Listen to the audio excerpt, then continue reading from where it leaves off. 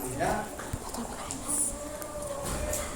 dia ingin Indonesia tetap berkembang.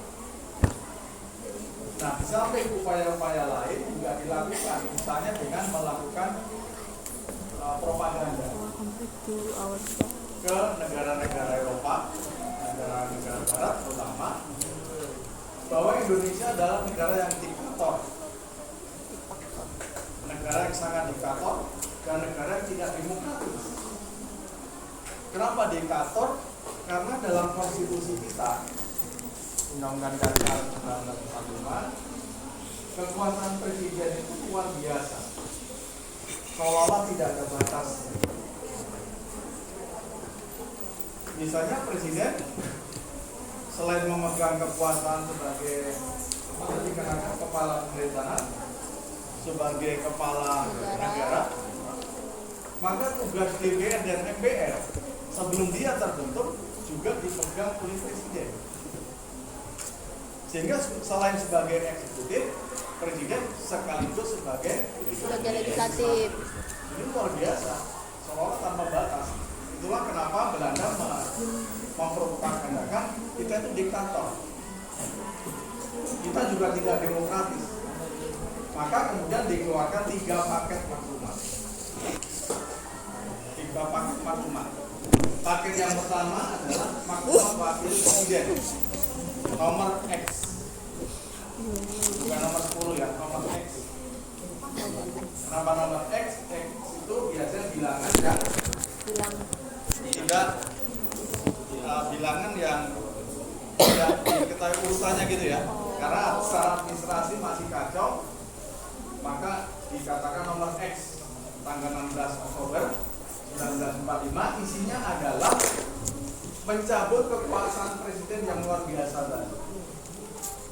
Kalau semula presiden juga memegang kekuasaan legislatif, maka melalui maklumat nomor X tadi, kekuasaan itu diserahkan kepada Komite Nasional Indonesia Pusat.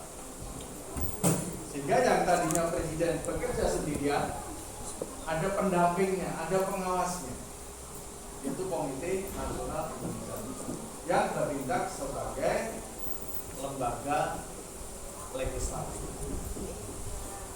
Kemudian paket yang kedua, maklumat tanggal 3 November 1945 dengan memberikan kesempatan kepada rakyat untuk membentuk partai politik sebanyak-banyaknya. Pertanyaan Maram adalah kenapa pembentukan banyak partai, bukan banyak multi partai, ini double namanya, sudah banyak multi lagi. Pembentukan multi partai, pembentukan banyak partai itu dianggap sebagai bukan bentuk ciri dari demokrasi. Kita harus kembali ke roh demokrasi itu apa? Demokrasi adalah pemerintahan dari rakyat, menurut rakyat, oleh rakyat. Artinya rakyat harus banyak terlibat dalam pemerintahan, dalam kebijakan, dalam pengambilan kebijakan pemerintahan. Kalau rakyat nggak terlalu terlibat, nggak aktif, maka bukan negara demokrasi.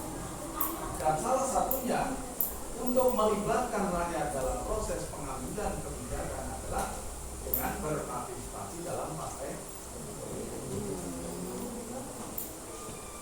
Gak mungkin semua rakyat akan menjadi pemerintah, gak mungkin semua rakyat jadi pejabat, karena bukan kenanya demokrasi langsung. Maka kita gunakan demokrasi perwakilan. Rakyat memilih wakilnya nanti yang akan memperjuangkan. Itu artinya sudah mengadopsi partisipasi rakyat dalam proses pemerintahan. Walaupun kalau kita lihat faktanya sendiri di negara yang katanya paling demokratis sekalipun tidak menganut multi partai.